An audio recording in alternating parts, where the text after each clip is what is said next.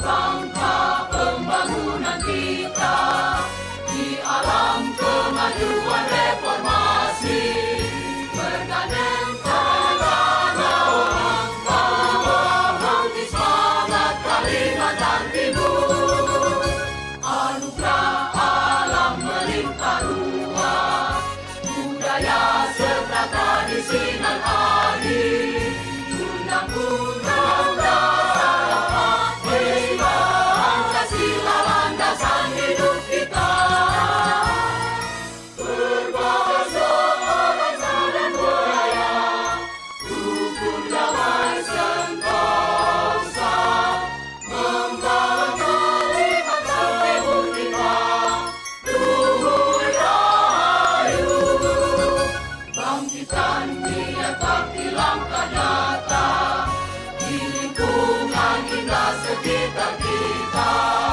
Hijaulah alam dan doa kita semua, Kalimantan sejahtera.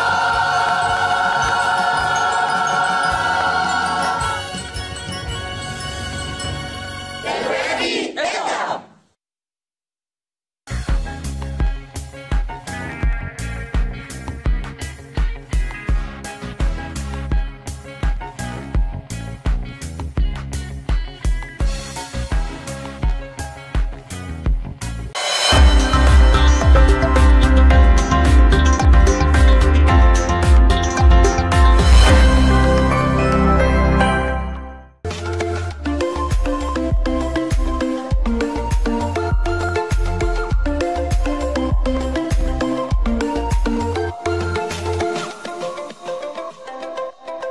Halo, Assalamualaikum warahmatullahi wabarakatuh. Apa kabar para pemirsa TVRI di rumah? Jumpa lagi di program Ruang Kesehatan. Salam sehat, orang hebat, hidup sehat. Seperti biasa di program Ruang Kesehatan, kita akan membahas sejumlah topik kesehatan tertentu yang dikemas secara ringan dan menarik sehingga mudah dipahami para pemirsa sehat TVRI di rumah. Nah, untuk episode kita kali ini, mungkin banyak yang bertanya terkait kesehatan gigi para selebritas nih. Biasanya pada bertanya nggak sih, kenapa sih giginya tuh tampak putih banget? Ada beberapa selebritas yang saya tahu seperti Dewi Persik, Ivan Gunawan, dan lain sebagainya. Yang mungkin kita sebagai awam melihatnya, kok giginya putih banget ya? Nggak kayak gigi kita nih yang awam sehari-hari.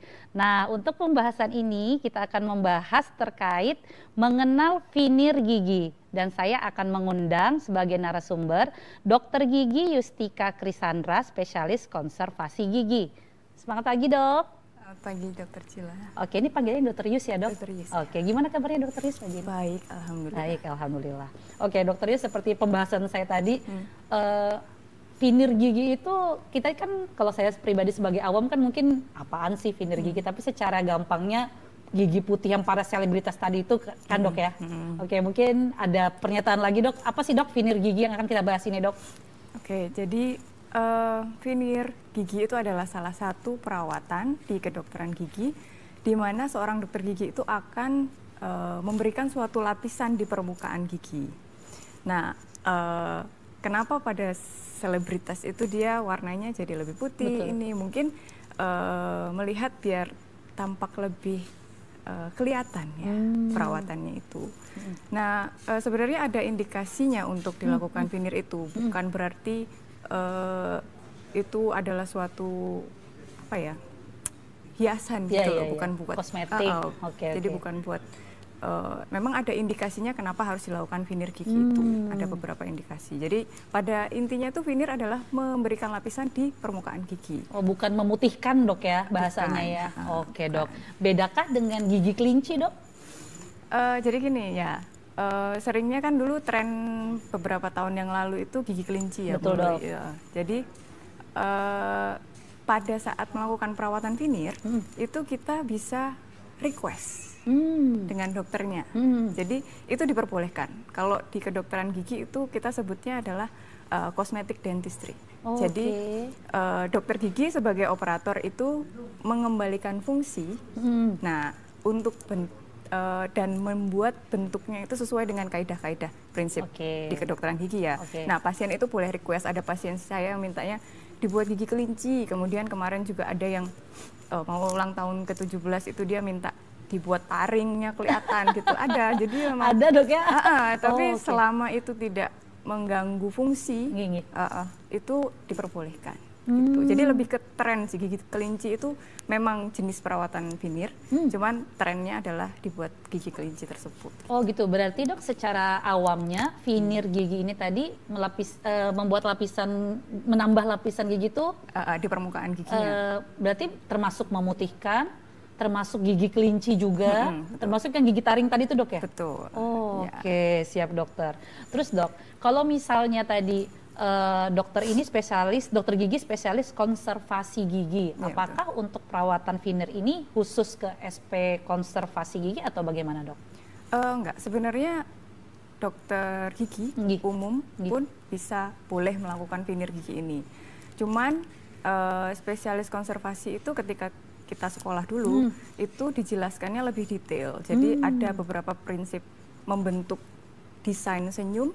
Nah, itu yang mungkin tidak dipelajari oleh dokter gigi umum. Jadi kita lebih spesifik, bisa disesuaikan dengan bentuk muka pasiennya kan beda-beda. Jadi nggak boleh, kalau ngelihat itu kan ada yang template ya, membuatnya tuh kotak semua, kelihatan sama, bentuknya itu sama. Jadi sebenarnya nggak gitu. Jadi kita sesuaikan dengan bentuk muka pasiennya. Kalau pasiennya bulat, nanti kita bentuknya berbeda dengan pasien yang mukanya lebih kotak gitu. Jadi ketika senyum itu serasi sama wajahnya gitu. Oh, bisa gitu dok ya. Jadi kalau dokter gigi spesialis mungkin lebih mendalami itu. Oke, karena kalau Cila pribadi mikir gigi ya udah kotak-kotak gitu, ternyata bisa disesuaikan dengan bentuk muka dok ya. Betul, karena nanti kalau bentuknya itu sama semua, itu ketika senyum tidak terlihat natural. Gitu. Nanti kelihatan kok misalnya orang, coba dilihat ya, misalnya orang yang bentuk giginya itu disesuaikan dengan mukanya, dengan yang dia template kotak semua gitu, kelihatan kalau itu lebih tidak natural gitu intinya. Oh gitu, justru malah yang dibuat itu malah lebih natural dok ya dibandingkan dengan Oke, siap dok. Kemudian dok, Dokes tadi membahas sebenarnya kalau veneer ini bukan hanya urusan kosmetik dok ya, tapi memang ada indikasi medis yang kita sarankan untuk veneer. Itu indikasinya seperti apa aja dok? Yang pertama itu paling sering adalah perubahan warna gigi ya. Jadi misalnya pasiennya itu merasa giginya lebih gelap atau terlalu kuning gitu. Jadi dia tidak percaya diri ketika senyum.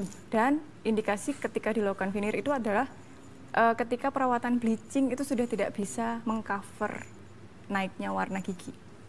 Jadi berarti nggak langsung veneer dok ya, ada proses sebelum itu dok ya? Betul, jadi biasanya saya sarankan kalau misalnya hanya perubahan warna kekuningan sedikit itu bleaching dulu aja gitu loh, karena tindakan veneer itu kan ada invasifnya gitu loh, intinya kita ada mengurangi gigi yang sehat, jadi sebisa mungkin disarankan untuk bleaching dulu, tapi memang ada beberapa kasus yang pewarnaan giginya itu tidak bisa diperbaiki dengan bleaching aja. Gitu. Kemudian yang kedua, gigi berlubang atau karies di area permukaan gigi.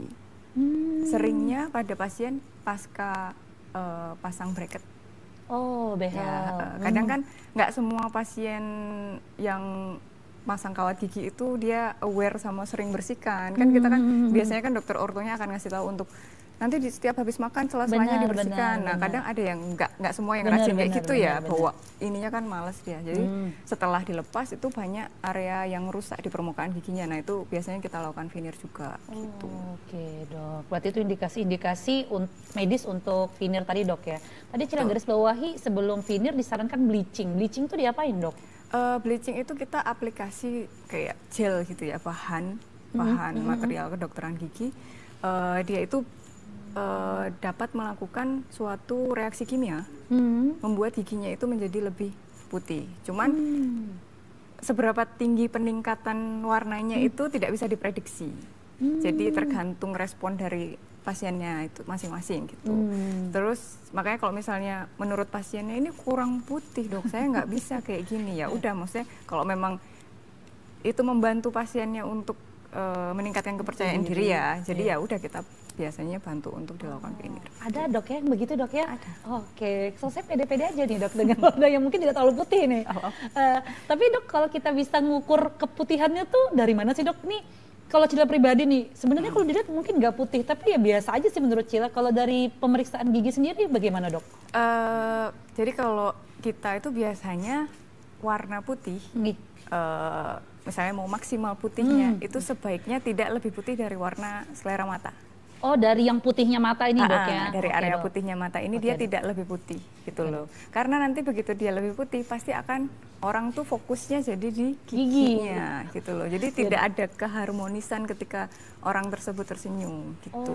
Cuman ya ada yang memang seleranya nggak mau, saya pokoknya maunya kelihatan veneernya harus putih banget ya nggak apa-apa. Kan dikembalikan lagi ke pasiennya, selama tidak mengganggu fungsinya ya terserah pasiennya. Gitu. Oke dok, terus kategori yang tadi kuning yang harus di bleaching di veneer itu sekuning apa sih dok? Emang beda-beda ya dok ya treatment untuk tiap gigi dok? Kalau sebenarnya kan warna itu kan kalau sudah mulai kita membahas estetik itu kan tergantung individualnya sendiri betul, ya. dok. Jadi kadang kita lihatnya udah kuning banget aja dia juga tidak merasa kuning. Jadi ya selama itu tidak mengganggu dia beraktivitas dan komunikasi dengan orang lain ya nggak masalah. Gitu. Tapi mungkin karena nggak tahu juga dok. Maksud Cila menurut dia itu kuning putih biasa gitu giginya. Tapi menurut dokter gigi atau mungkin yang paham itu udah di bawah standar. Itu ada cara ngukurnya nggak sih dok? Maksudnya sekuning apa ya, semangka nggak ada, kuning jeruk atau gimana gitu, yang bisa jadi kisi-kisi bahwa kayaknya giginya ini kurang putih gitu dok. Ya jadi diskolorasi gigi atau pewarnaan gigi itu kan ada beberapa tipe, nggak cuma dia kekuningan tapi ada yang kehitaman, keabu-abuan. Biasanya riwayat dia dulu mungkin waktu kecil konsumsi tetrasiklin, itu ada menyebabkan efek dok ya. Efek jadi keabuan. Gitu. Jadi memang ada standarnya, biasanya kita itu normalnya antara warna jadi ada shade-nya ya. Jadi ada shade-nya gitu. Saya juga dulu pernah digitukan dokter Yus. Itu A3 sama A2 biasanya yang normalnya itu ada warna itu. Biasanya di bawahnya itu sudah termasuk warnanya lebih kuning atau biasanya lebih abu gitu. Jadi memang ada cara mengukurnya. Cuman kan kalau misalnya itu nggak mengganggu personalnya sendiri, masa kita harus memaksa ayo gitu kan, tergantung pasiennya. Tapi mungkin bagi yang tidak tahu dok ya, mungkin ragu nih giginya nih kuning, putih atau biasa aja, ya sebaiknya konsultasi aja. Tadi di shading warna gitu kan dok ya. Karena kayak macam cat juga kan dok, kalau mau cat hijau, cat hijaunya semudah apa atau Oke dok, siap dok. Selanjutnya dok, tadi selain mempercantik, untuk fungsi veneer sendiri ada lagi nggak dok selain mempercantik tadi kosmetik? Pada dasarnya kan untuk memperbaiki ya, misalnya kalau dia gigi berlubang kan kita hilangkan giginya yang berlubang itu, kemudian ditambal ya intinya. Veneer itu kan menambal.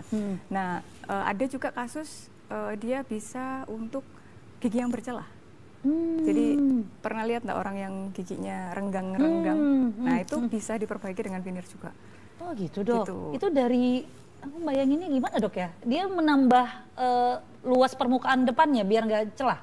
Iya. Jadi dibuat lebih rapat gitu loh. Cuman itu ada perhitungannya kan, maksudnya biar giginya tuh nggak jadi kelihatan lebih gede-gede gitu kan, karena ada space-nya kan kita harus menghitung. Nah itu ada caranya untuk kita membuat giginya itu jadi tidak tampak terlalu lebar gitu. Tuh ada dengan menutup ruang yang ada itu bisa. Gitu. Jadi siap dok. Mostly untuk estetik ya. Maksudnya veneer itu kan memang lebih ke estetik, cuman ya penampilan kan, intinya penampilan, untuk memperbaiki penampilan.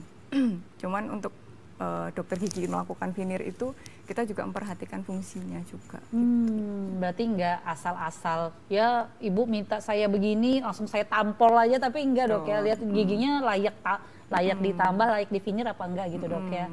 Oke, ternyata dokter gigi nggak jauh beda agak sama arsitek dok ya, harus memperhatikan konstruksi gigi. Dan saya bayanginnya, wah berarti kalau yang bercelah bisa dibaikin, tapi ada perhitungannya. Begitupun tadi yang bentuknya nggak kotak semua dok ya. Iya betul. Oke siap dokter Yus. Kemudian dok, lanjut ke prosedur pemasangannya dok. Ini langkah-langkah apa yang misalnya kita harus tempuh jika pengen veneer gigi dok? Biasanya sih kita lihat dulu. Jadi kalau pasien datang pertama itu biasanya saya analisa dulu bentuk mukanya, terus lebar senyumnya. Jadi kadang tuh tidak perlu semua gigi ya. yang di veneer yang terlihat gitu. ya. Yang terlihat. Jadi biasanya cuma sampai ke area yang senyum maksimalnya di mana jatuhnya. Nah, itu sampai area situ kita veneer. Jadi yang pertama itu adalah kita smile design namanya. Jadi kita merencanakan bentuk senyum yang ideal buat pasien ini tuh apa. Terus kemudian ketika sudah jadi, kita tentuin warnanya, mana yang kita bargain ya sama pasiennya itu mau yang mana. Kemudian setelah itu saya sih selalu melakukan anestesi, gitu. Karena ketika kita melakukan veneer itu biasanya kita melakukan pengurangan di permukaan giginya. Jadi prinsipnya gini, kayak kita mau keramik, itu kan kita nggak langsung ditempel di permukaan yang halus ya, harus kita kasarkan dulu minimal kan. Nah, jadi prinsipnya sama, jadi kita mengurangi. Seberapa besar menguranginya itu, makanya kenapa harus ke dokter gigi. Oh, ada perhitungan khususnya, ada dok, perhitungannya. Jadi lapisan gigi mana yang masih aman dia untuk dikurangi gitu loh. Nah, setelah kita kurangi, baru nanti melakukan dokter gigi akan menambal, jadi mengukir gigi veneer yang baru itu. Gitu.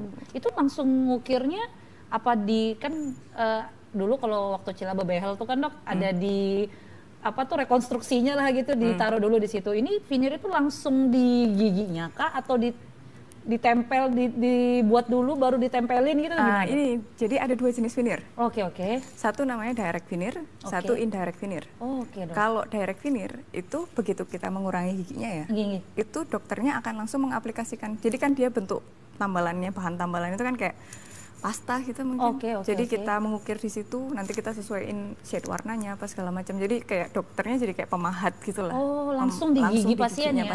Oke. Keuntungannya adalah dia lebih murah dan lebih cepat karena kamu datang, dikerjakan, keluar gigimu baru. Gitu. Siap, dok. Jadi lebih efektif waktu dan efektif cost harganya. Nah, yang kedua itu adalah indirect veneer. Indirect veneer itu dia veneernya itu dibuat di lab. Jadi pasien datang, kita kurangi giginya, kemudian nanti kita cetak, cetakan yang kita kirim ke lab untuk dibentuk sama dental labnya itu, baru nanti kalau sudah selesai jadi baru ditempelkan ke pasiennya. Mungkin kayaknya sekarang sudah banyak di Instagram yang sering bikin yang veneer yang tempel-tempel itu yang ditempelnya itu. Biasanya bahannya dari porselen. Dia lebih awet, lebih kuat, tapi harganya jauh lebih mahal dibandingkan sama yang direct tadi, dok. Nah, yang artis-artis itu kenapa bisa warnanya putih seputih itu? Seperti awan, dok. Karena dia pakai bahan yang porselen itu. Gitu. Bisa porselen, bisa zirconia kayak gitu. Jadi warnanya kan bisa putih, benar-benar putih banget kan kelihatannya gitu. Oke, dok. Ini di pikiran Cila ini bayangin menambah dengan lapisan giginya tuh, saya kira cuma mewarnai, dok. Ternyata ada bahan yang ditambah, dok. Ya. Bahan-bahannya itu dari apa aja, dok? Resin komposit. Jadi basisnya resin. Gitu. Tapi di warnanya sesuai dengan shading tadi? Jadi warna resin itu ada banyak banget, jadi kayak palet gitu loh. Ada yang putihnya gimana, shade-nya macam-macam gitu. Jadi itu yang nanti ditempelkan di giginya itu buat veneernya itu. Oke, dok. Tadi ada direct sama indirect. Waktunya, dok, berapa lama? Itu kita disuruh, kalau waktu pasang behel kan dibuka, pokoknya itu kan kurang nyaman ya kalau saya pribadi. Kalau pasang veneer ini gimana, dok? Kalau veneer direct itu saya biasa mengerjakan mungkin 6 sampai 8 gigi itu dia sekitar 2,5 sampai 3 jam. Dalam posisi seperti itu tadi yang buka mulut. Cuman biasanya kan saya kasih retractor ya, jadi betul, yang dibuka. Yang jadi biar pasiennya nggak capek, sama saya pasang bite blocker namanya. Jadi posisi gigit gini aja pasien udah terbuka mulutnya gitu, biar nggak terlalu lelah gitu. Itu 2,5 sampai 3 jam. Kalau yang indirect? Kalau indirect lebih cepat karena kan kita tugas dokter giginya cuma mengurangi giginya, terus dicetak, terus nanti cetakannya dikirim, nanti pas udah datang tinggal ditempel aja. Itu lebih cepat memang. Pasien yang nempelin sendiri? Enggak, dokternya tetap dokter. Kan labnya ngirimnya ke dokter giginya. Oke, saya kira macam stiker itu jangan, nggak boleh. Oke, dokter Dias, jadi pembahasannya menarik, tapi saya izin jeda iklan sebentar dulu nih, dok. Oke, pemirsa TVRI di rumah, kita jeda iklan sebentar dulu. Jangan kemana-mana, tetap di program Ruang Kesehatan. Salam sehat, orang hebat, hidup sehat.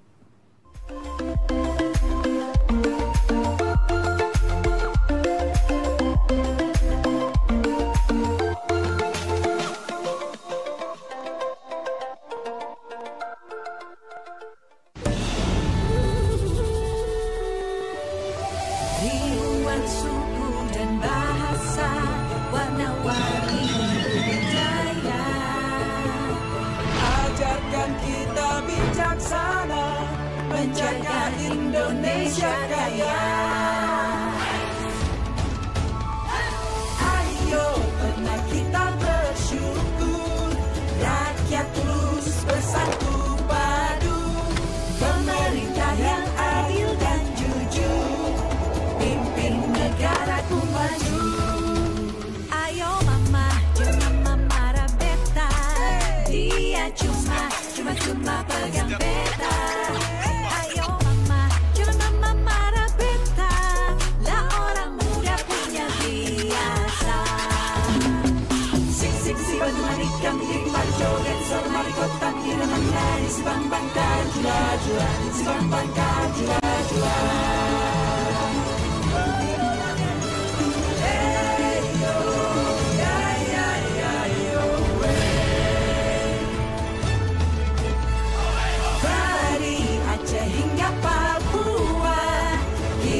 Semua bersaudara, bekerja dan berdoa, bangga dan bersahaja untuk Indonesia Raya. TVRI, media bersatu asa.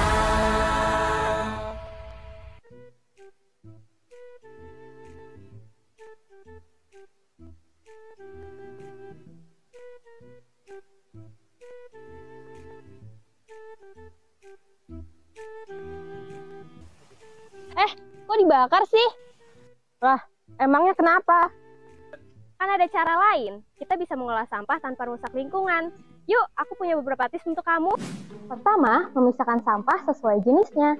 Cara pertama yang dapat kamu lakukan untuk pengolahan sampah dapat dimulai dengan memisahkan sampah menjadi 2 bagian, yakni organik dan anorganik. Kedua, melakukan zero waste. Konsep zero waste yang mulai sering disuarakan agar manusia mulai peduli dengan alam dapat diwujudkan dengan menggunakan barang-barang yang tidak habis dipakai. Salah satunya, seperti mengganti plastik dengan tas belanja kain. Ketiga, membuat pupuk dari sampah organik.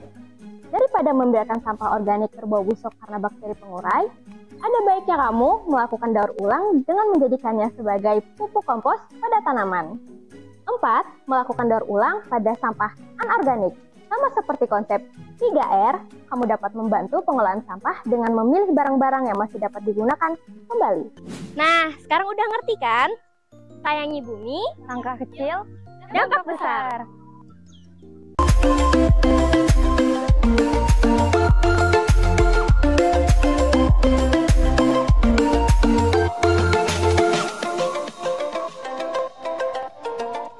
Oke pemirsa saya TVRI di rumah, kembali lagi di program Ruang Kesehatan.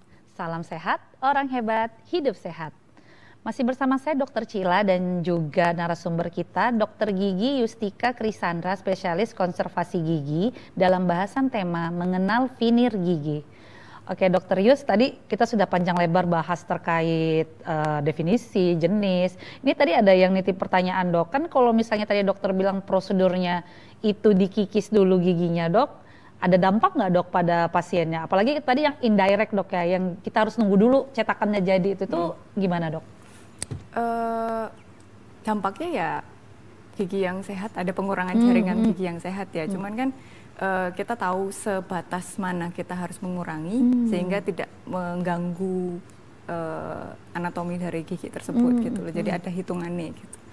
Nah, ketika finirnya indirect itu kan pasti bayanginnya ini udah dikikis terus suruh pulang gitu kan.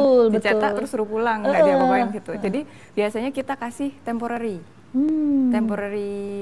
veneer gitu. Jadi dipasangkan dulu. Jadi nggak dibiarkan dia terbuka gitu intinya. Gitu ada bahannya. Temporary-nya nanti dilepas ketika veneer yang sudah jadi ini datang, mau kita pasang baru temporarnya jadi tidak dibiarkan dengan gigi yang terkikis itu pulang pasiennya. Iya, saya membayanginnya giginya dikikis terus agak rapuh gitu, terus kita nanti makan yang keras-keras tiba-tiba patah atau enggak dok ya? Enggak, ternyata ada di temporary tadi dok ya. Oke siap dok. Kemudian dok, ada perawatan nggak sebelum atau sesudah veneer dok? Kan biasanya kalau behel tuh sebulan sekali kan dibersihkan dok, dibersihkan sama ganti karet biasanya sesuai warna yang mau. Nah ini kalau untuk veneer sendiri gimana dok? Kalau veneer sebelumnya perawatan biasanya kita lihatnya scaling sih paling sering. Jadi misalnya kalau ada karang-karang gigi di area gigi yang mau kita veneer itu harus dibersihkan dulu gitu. Kalau sesudahnya biasanya, nah ini yang sering pasien itu salah persepsi. Oke, Jadi dok. ketika sudah veneer dikira oh itu permanently gitu, untuk seterusnya nggak perlu diapa-apain lagi.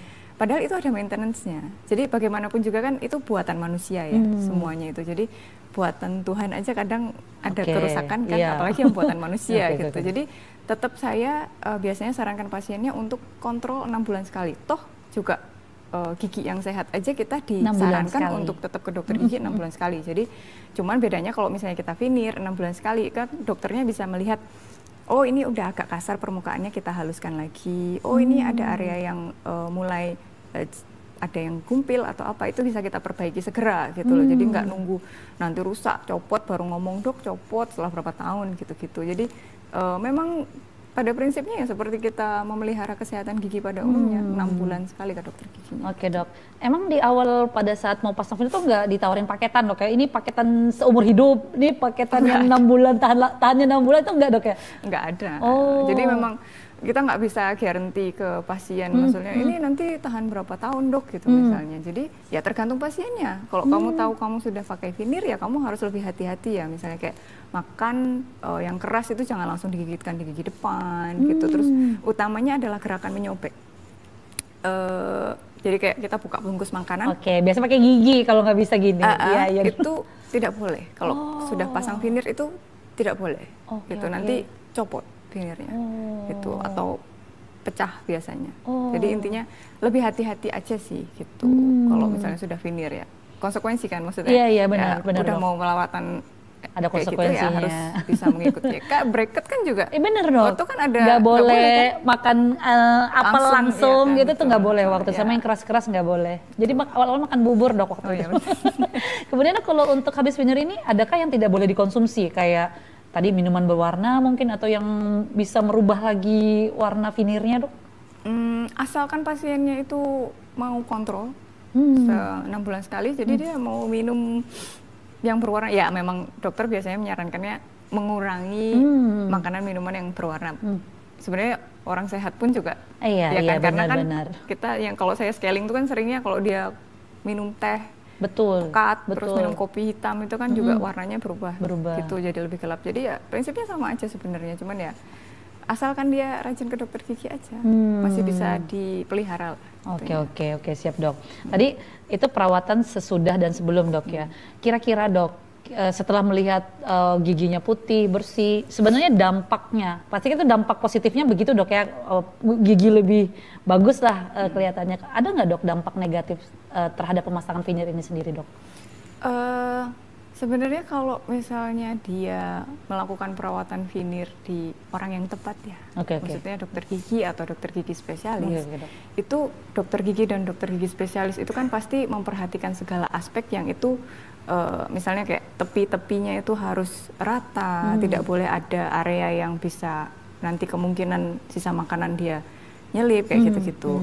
Yang berbahaya itu ketika itu dilakukan oleh trennya itu sekarang kan bukan dokter gigi dokter gigi spesialis ya, karena yang utama adalah murah, jauh banget harganya, maksudnya untuk biaya pemasangan veneer yang bukan dokter gigi yang memasang itu kan dia murah, jadi ya itu yang sering saya temui, giginya misalnya awalnya tidak rusak, datang ke saya itu sudah tidak bisa diselamatkan gitu misalnya giginya, hanya karena dia memasang veneer di tempat yang salah gitu, jadi dampaknya itu. Karena tadi prinsipnya seperti dokter Yus jelaskan bahwa sebelum masang veneer itu tuh harus diperhitungkan dari tadi ketebalannya seberapa banyak untuk nyikisnya, kemudian tadi menyesuaikan dengan smiling face tadi itu dok ya. Sedangkan orang-orang yang bukan ahlinya atau bukan tenaga kesehatan, dokter gigi maupun dokter spesialis gigi itu tidak memperhitungkan itu dok ya. Jadi itu yang lebih berbahaya.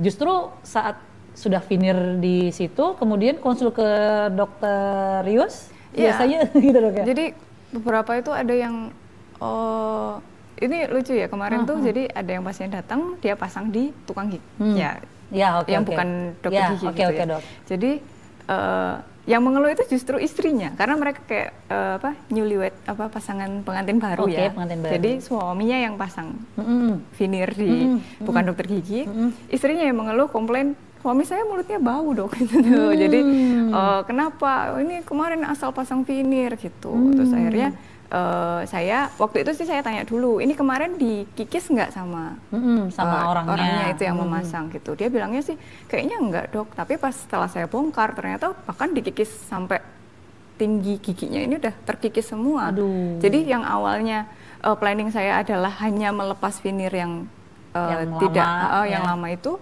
jadinya saya bilang sama pasien ya ini kamu harus veneer ulang.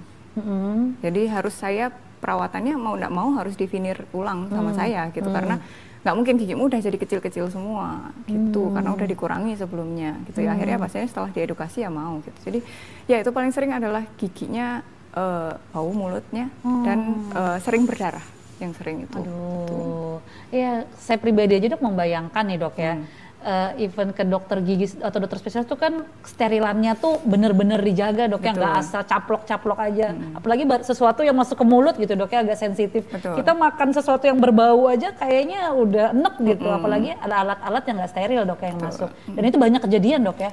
Banyak, di sini banyak. Mungkin karena lagi hype ya veneer gigi, jadi ya biasanya tuh datang ke dokter giginya ketika sudah ada keluhan gitu, ketika mereka pasang ya sembarang aja mereka pasang di sana. Ketika sudah ada keluhan misalnya bau lah, terus giginya jadi berdarah, giginya sakit, bengkak gitu, baru ke kita gitu.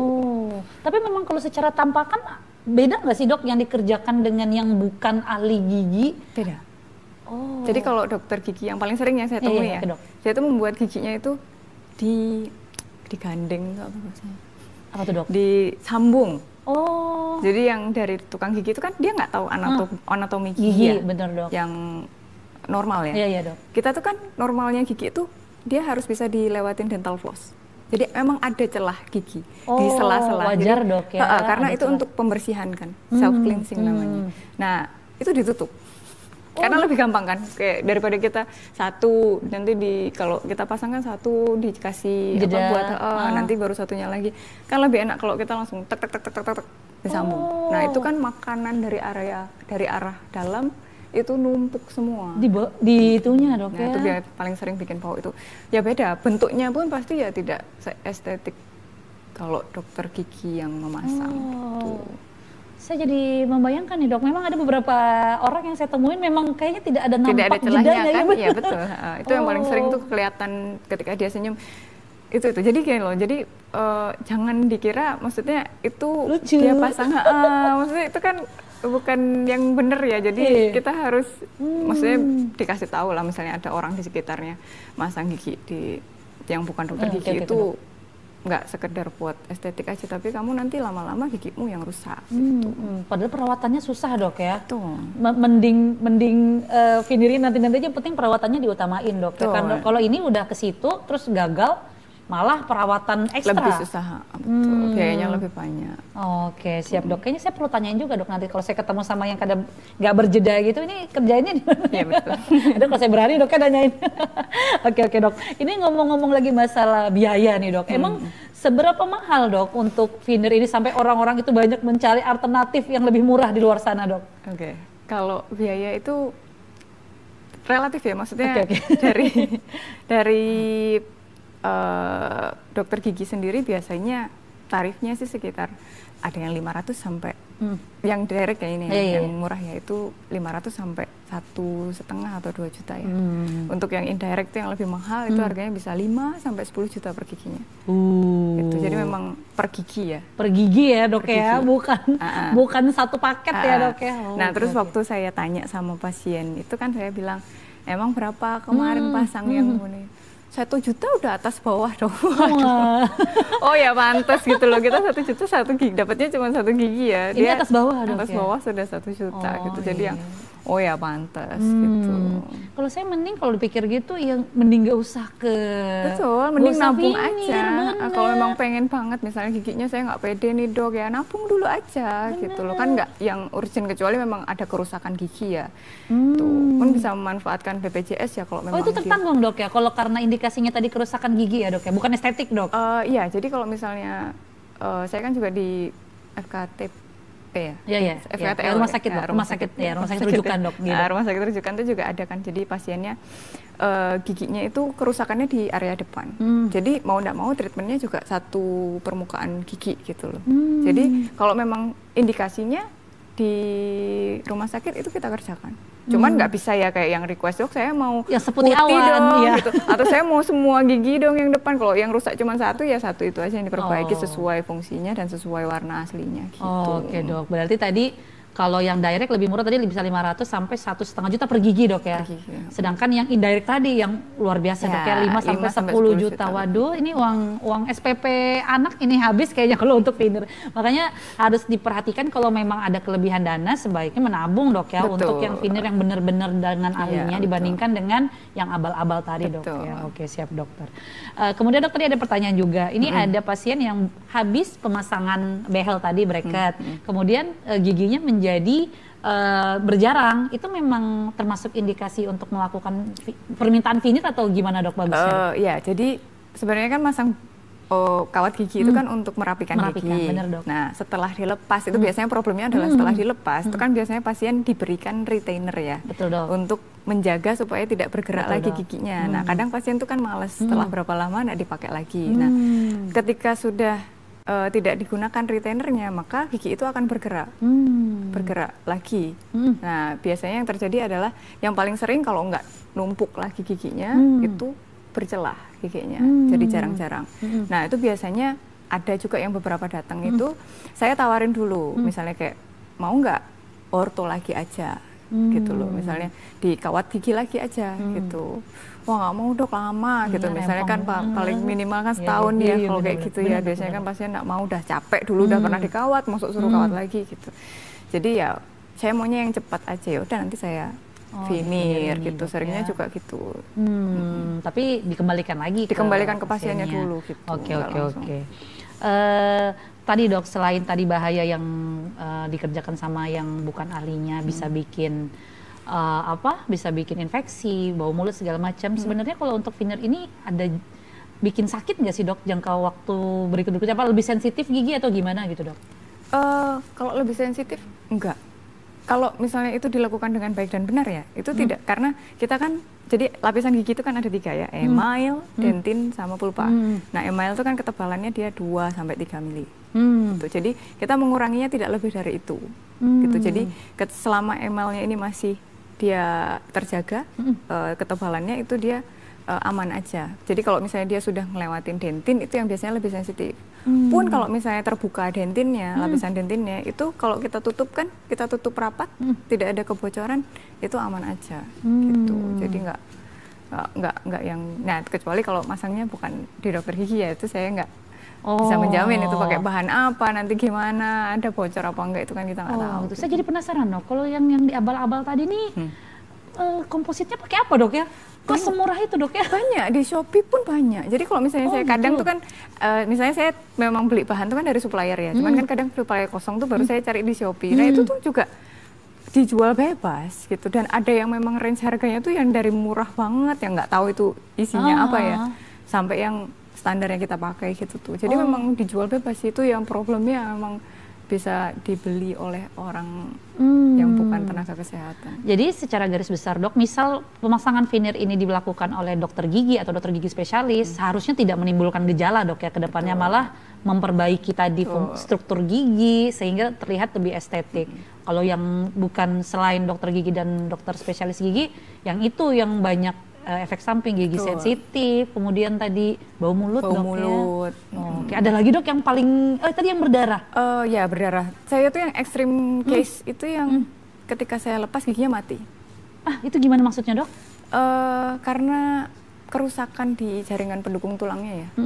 Jadi karena dia pakai veneer, sisa makanan tidak bisa keluar, tidak bisa dibersihkan, dia merusak jaringan gusinya.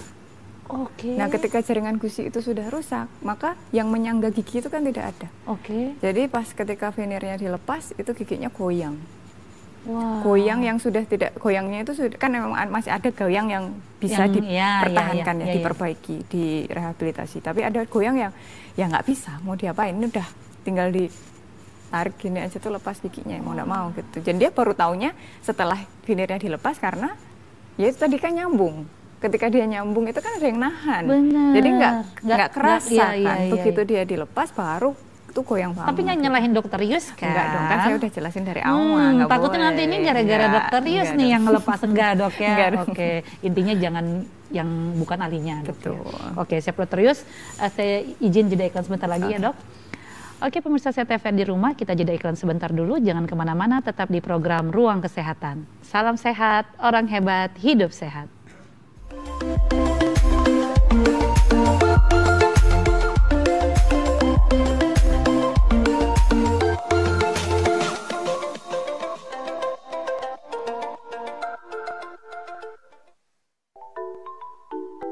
Apa itu stunting? Stunting adalah kondisi pertumbuhan yang terhambat pada anak-anak akibat kekurangan gizi kronis, biasanya dimulai sejak masa kehamilan hingga usia 2 tahun. Gejala stunting ditandai dengan pertumbuhan fisik yang terhambat pada anak, terlihat dari tinggi badan pendek, berat badan kurang, keterlambatan perkembangan motorik dan kognitif, serta daya tahan tubuh yang lemah. Penyebab stunting terjadi karena adanya praktek pengasuhan yang tidak baik, terbatasnya layanan kesehatan, terbatasnya pembelajaran dini yang berkualitas, serta kurangnya akses air bersih dan sanitasi. Cegah stunting sejak dini dengan memastikan anak makan buah dan sayur yang sehat, mencukupi asupan gizi sejak pembuahan sel telur hingga anak berusia 2 tahun, memberikan ASI eksklusif hingga bayi berumur 6 bulan, dan mengusahakan anak mendapatkan imunisasi yang lengkap.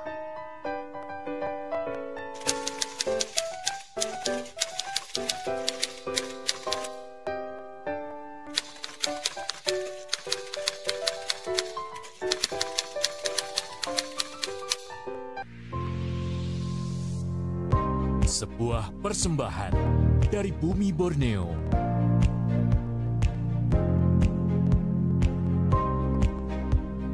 Menampilkan keelokan warisan sejarah.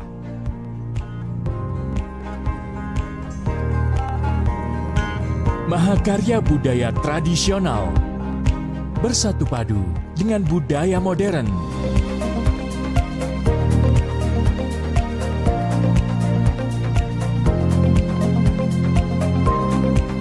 Petualangan tak ternilai dalam asrinya hutan tropis Kalimantan.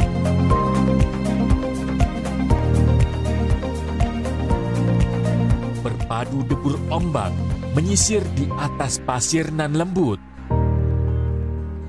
Pesona nirwana di timur Kalimantan.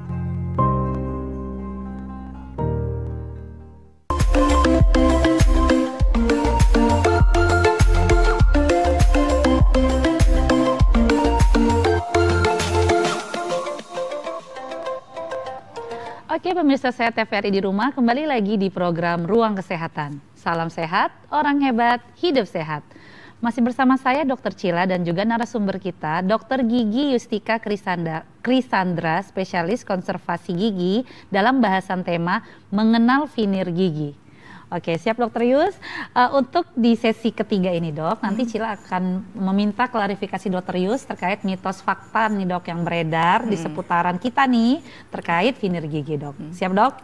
Oke, kita akan bahas dalam sesi mitos atau fakta.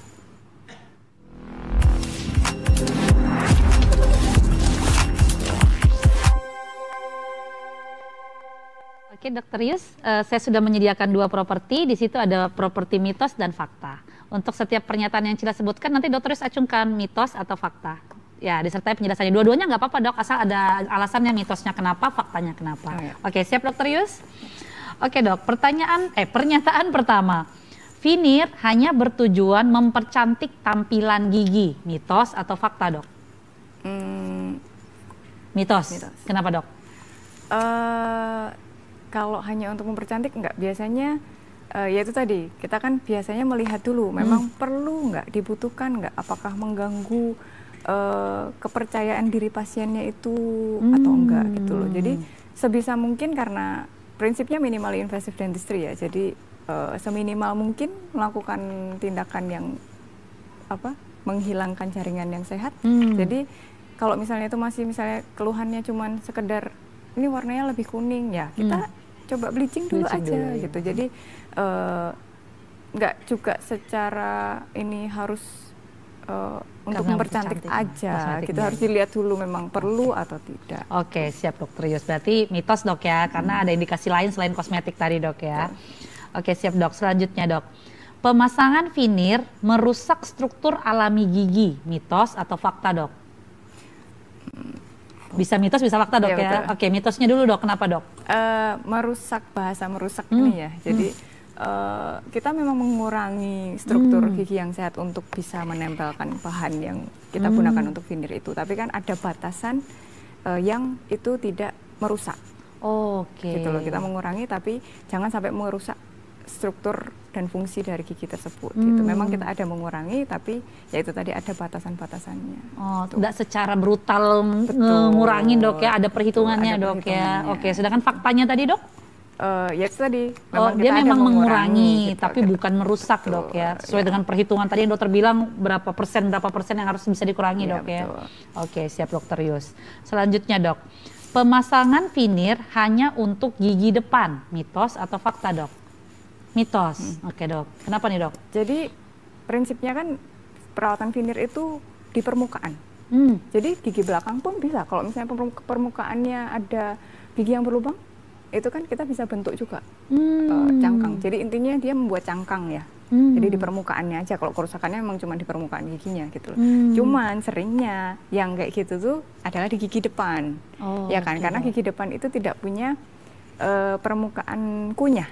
Nah kalau gigi belakang kan biasanya seringnya rusaknya di permukaan kunyah, Iya, bukan iya, permukaan di area yang depan-depan Iya, sini iya, kan. Dok, ya, Nah, Dok. kalau yang depan kan karena seringnya itu yang rusak di area permukaan itu adalah gigi depan, maka Biasanya veneer ada itu di lebih dikenalnya di gigi, Di yang gigi depan. depan. Iya, karena kalau gigi depan ini nggak ada yang penopang belakangnya Iya Dok kan ya. langsung giginya di sini, Iya, jarang benar, banget kan benar, kalau nggak iya. patah gitu kan Iya, biasanya iya, rusaknya di area permukaan sini. Kalau gigi belakang ya area kunyahnya kan yang ini. Yang Tapi rusak. aslinya veneer bisa untuk semua gigi Dok Bisa. ya. Oke, siap Dok.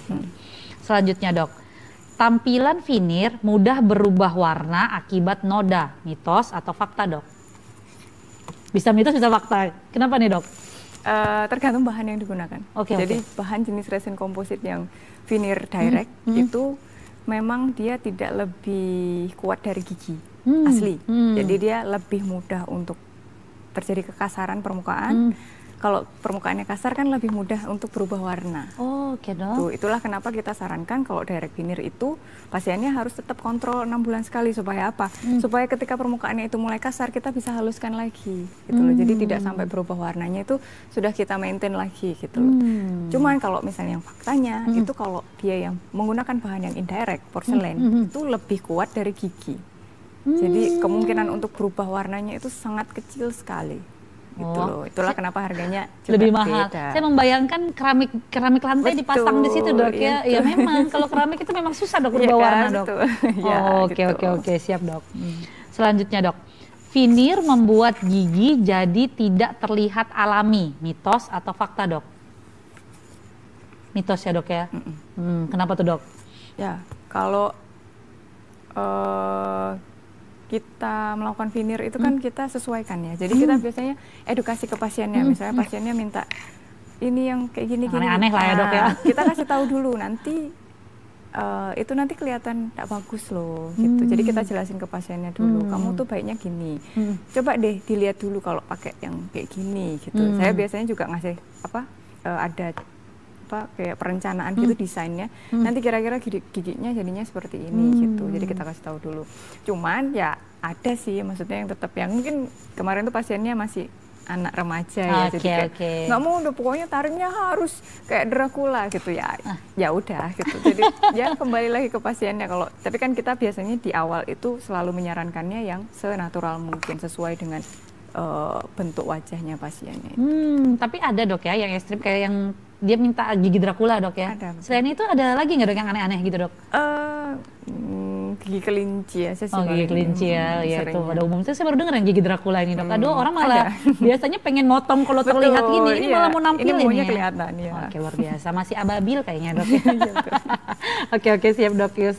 Selanjutnya Dok, Finir gigi mudah lepas atau pecah, mitos atau fakta, Dok? Bisa mitos, bisa fakta, Dok ya. Kenapa tuh, Dok? Karena memang ketika kita sudah melakukan perawatan finir gigi itu ada hal yang tidak boleh dilakukannya. Yaitu tadi salah satunya sudah saya sebutkan, menggigit yang keras kayak gitu, terus melakukan gerakan menyobek. Ya dia akan lebih gampang pecah atau lepas gitu loh. Jadi pasiennya harus sadar kalau dia sudah menggunakan finir di giginya, jadi harus lebih berhati-hati gitu loh. Kalau misalnya pasiennya ngerasa oh udah gak apa-apa itu permanen aja, ya nggak bisa, itu nanti namanya bikinan orang kan tetap ada kemungkinan dia terjadi kerusakan gitu. Oh gitu, Dok. Itu pecahnya, saya membayangkannya nih agak ini, apa pecah khusus lapisan finirnya atau segigi-giginya, Dok? Seringnya sih gumpil, jadi pecah tapi kecil. Oh, di gitu. sudut-sudut biasanya, area yang sudut-sudut, karena kan luas permukaannya lebih kecil kan kalau area sudut-sudut itu. Nah itu yang paling sering pecah kecil-kecil gitu, nggak yang ekstrim ya, jarang banget yang sampai copot satu permukaan gitu. Oh gitu, jar ulang tekopek dikit Ya, di betul. ujung, Dok ya. Oh Betul. tapi masih ada lapisannya Masih tuh, ada Dok ya. biasanya. Itu berarti nggak boleh makan yang keras-keras, termasuk mungkin apa makan ciki-ciki nggak juga ya, ciki-ciki ya. Keras tuh biasanya kayak kalau dulu pasien saya tuh ada yang toast, kan ada yang dia buat tebal dan keras banget. Oh iya benar, agak kering gitu kering ya. gitu. Jadi itu keras itu, Dok? Ya, yang sekeras itu mungkin, tapi kalau kayak makan biasa ayam nasi ya enggak apa-apa. Oh gitu. oke, Dok. Takutnya nanti dipikir orang kalau pasang finir kayak harus makan bubur terus Enggak gitu. juga, Dok. Ya, selama masih normal. Oke, Dok. Selanjutnya, Dok.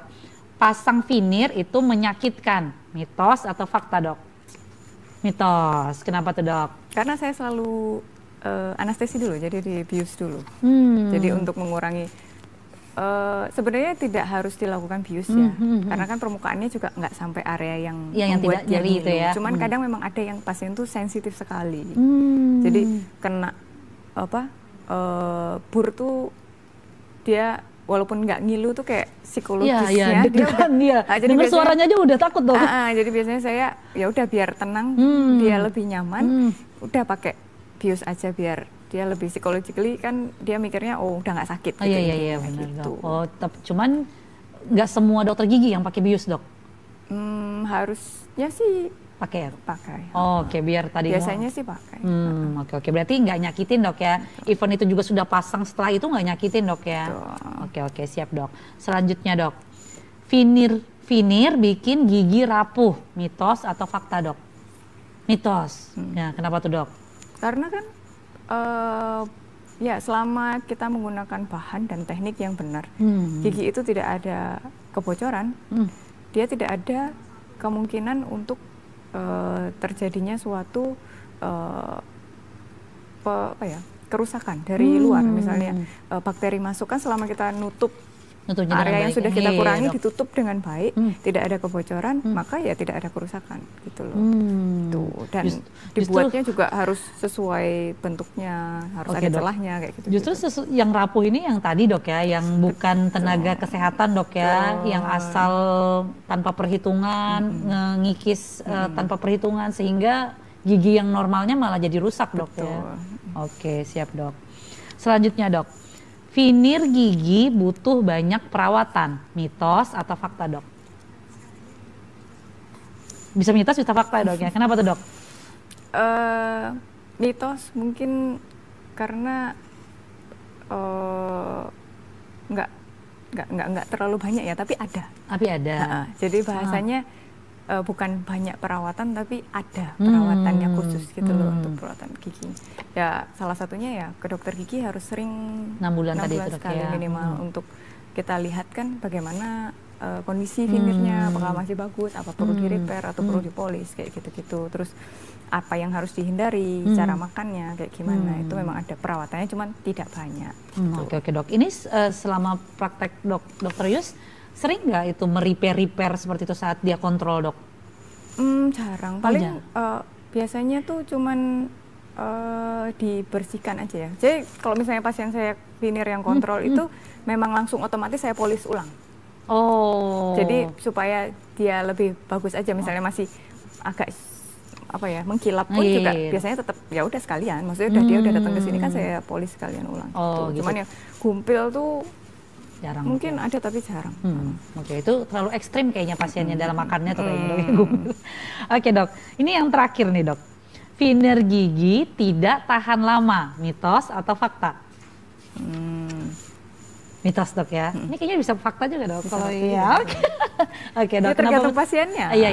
Oke dok. Jadi tergantung pasiennya, kalau dia ngerasa itu sudah aman, misalnya pakai ini buat makan sembarangan, ya nggak akan tahan lama. Tapi kalau dia merawat dengan baik, ikuti instruksi dokternya, itu juga akan bertahan lama. Gitu. Sama tadi kalau bukan yang ngerjainnya, yang bukan tenaga kesehatan kalau bukan juga. tenaga kesehatan ya saya nggak. Ini saya bicaranya ini yang dikerjakan dokter gigi Iya, bukan pada yang selain umumnya dokter gigi ya. Jadi Gitu loh. takutnya pemirsa set mikirnya, oh ternyata veneer bagus tapi ngerjainnya tetap Iya, yang diabal-abal dok. Ya saya bahasnya kan mitos faktanya ini kalau yang dikerjakan oleh dokter gigi. Mungkin gitu. kalau yang diabal-abal semuanya fakta dok, mudah rapuh, mudah gini betul. mungkin dok. Iya, bisa jadi. Oke, siap dok. Ini menarik banget dok, tapi kita berbatas waktu sudah 60 menit, tidak terasa kita bersama dok di program Ruang Kesehatan. Mungkin ada sedikit closing statement dari Dokter Yustika terkait tema kita mengenal veneer gigi dok. Silahkan dok, ditaruh dulu dok itunya. Oh ya. Silahkan melakukan veneer ke dokter gigi atau dokter gigi spesialis. Konsultasi dulu aja apakah memang diperlukan atau tidak gitu. Yang jelas kami dokter gigi atau dokter gigi spesialis itu niatnya adalah membantu untuk mencegah kerusakan yang lebih lanjut, bukan membuat gigi itu menjadi tambah rusak. Jadi kepada teman-teman yang mungkin ada orang-orang di sekitarnya yang memasang veneer hanya karena tren, kemudian mencari harga yang lebih murah, itu bisa dibantu untuk edukasi bahwa itu membahayakan gitu. Jadi nggak apa-apa, konsul aja dulu ke dokter giginya apakah memang perlu untuk biaya perawatannya dan segala macam. Oke, siap dokter Yus. Ini menarik banget dok temanya hari ini. Mungkin kalau ada pasien dokter yang ingin berkonsultasi ke dokter Yus, pemirsa sehat mau berkonsultasi dengan dokter Yus prakteknya di mana dok? Saya praktek kalau pagi di Rumah Sakit Inci Abdul Muiz. Kalau sore saya di Yes Dental Clinic. Ini klinik pribadi dok ya? Di mana dok? Pribadi di Juanda 2, Wijaya Kusuma. Oke dok, berarti nanti bisa berkonsultasi lebih lanjut ke dokter Yustika di prakteknya nih dok ya. Oke siap, terima kasih banyak nih dok atas waktunya sudah berkenan hadir di program Ruang Kesehatan. Oke pemirsa sehat TVRI di rumah, pesan sehat dokter Cila kali ini adalah veneer gigi bukan hanya dilakukan sekedar karena alasan kosmetik atau memperbaiki penampilan. Namun adanya indikasi medis dari ahli pun perawatan dan lain-lainnya juga harus berkonsultasi dengan dokter gigi, bukan yang abal-abal. Oke, terima kasih atas perhatiannya. Jangan lupa saksikan terus program Ruang Kesehatan di channel TV kebanggaan kita setiap hari Jumat jam 9 pagi. Jangan lupa saksikan episode-episode selanjutnya. Terima kasih atas perhatiannya. Sampai ketemu di episode selanjutnya. Salam sehat, orang hebat, hidup sehat. Assalamualaikum warahmatullahi wabarakatuh.